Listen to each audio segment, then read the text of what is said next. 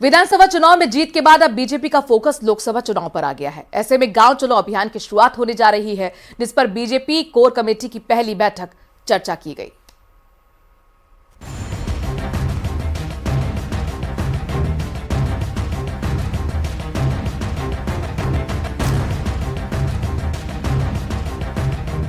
Core committee की बैठक में मिशन 25 की तैयारी।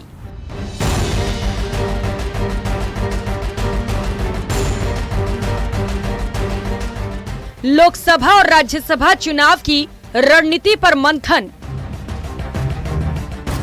ये गांव चलो अभियान अभी 3 दिवसीय अभियान है, उसमें हम सभी लोग गांव में रहेंगे। हैट्रिक बनाने की तैयारी में बीजेपी। के विस्तार और कार्यक्रमों के बारे में चर्चा हो। क्या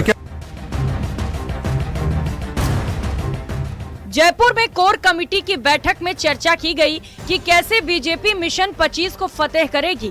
जीत की तैयारी को लेकर कई रणनीति बनाई गई, जिसमें संगठन को मजबूत करने, नए मतदाताओं को पार्टी के करीब लाने पर चर्चा हुई, जिसके तहत अब बीजेपी शहरी मतदाताओं के साथ साथ ग्रामीण मतदाताओं पर भी पकड़ मजबूत करेगी और इसके लिए गांव चलो अभियान की शुरुआत होने जा रही है।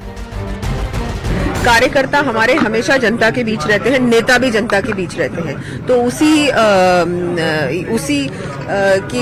उसको देखते हुए ही ये जो अभियान है, ये गांव चलो अभियान अभी 3 दिवसीय अभियान है, उसमें हम सभी लोग गांव में रहेंगे। कम से कम 24 घंटे गांव में रहेंगे और हर व्यक्ति, चाहे मुख्यमंत्री से लेकर नीचे तक, सब लोग। कुछ सामान्य बैठक है, सरकार बनने के बाद पहली कोर कमेटी की बैठक हुई है और भारतीय जनता पार्टी के जो अभियान चल रहे हैं, बस उसी के बारे में बात हुई। लोकसभा चुनाव में हम पूरी शिद्दत के साथ, मेहनत के साथ जा रहे हैं और 25 की 25 सीटें हम जीत कर आएंगे। जनता से जुड़े हुए बहुत सारे अभियान है, मोदी सरकार की नीतियां हैं, विकसित राष्ट्र का संकल्प है, उन सभी बातों के साथ हम जनता के बीच में जा रहे हैं। गांव चलो अभियान में बीजेपी ने पूरी ताकत झोंक दी है। गांव चलो अभियान 9 से 11 फरवरी तक चलेगा। अभियान में केंद्रीय मंत्री, सांसद, मुख्यमंत्री और उनके मंत्रिमंडल के सदस्यों, पार्टी के वरिष्ठ कार्यकर्ता गांव में जाकर 24 घंटे बिताएंगे और लोगों से फीडबैक लेंगे। रात में चौपालों का आयोजन होगा। केंद्र की योजनाओं के बारे में जनता को बताया जाएगा। इतना ही नहीं, जो लोग योजनाओं का लाभ नहीं उठा सके, उन्हें योजनाओं का फायदा दिलवाने पर जोर रहेगा। इसके अलावा मतदाता लिस्ट से जिन लोगों के नाम कट गए हैं, उन्हें वापस जुड़वाया जाएगा। महिलाओं और युवाओं को पार्टी से जोड़ने के लिए कार्यक्रम करवाए जाएंगे।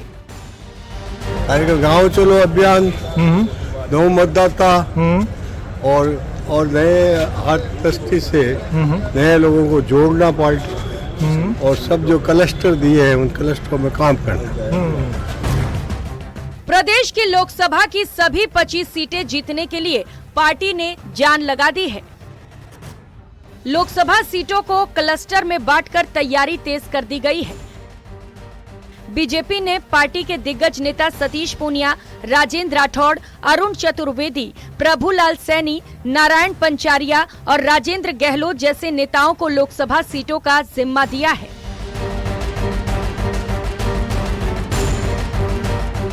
पार्टी कार्यालय में कोर कमेटी की बैठक में वसुंधरा राजे भी आई।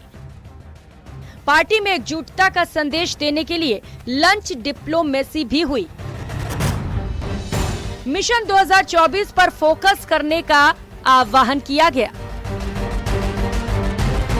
भगवान राम के मंदिर की भव्य प्राण प्रतिष्ठा, मोदी की गारंटी और विकसित भारत संकल्प यात्रा, ये ऐसी बातें हैं जिनके दम पर बीजेपी एक बार फिर से मिशन 25 को पूरा करना चाहती है, मगर उसे थोड़ा सा डर भी है कि विधानसभा चुनाव में जिन सीटों पर पार्टी का प्रदर्शन ठीक नहीं रहा, वहां पर कांग्रेस उसका खेल बिगाड़ सकती है।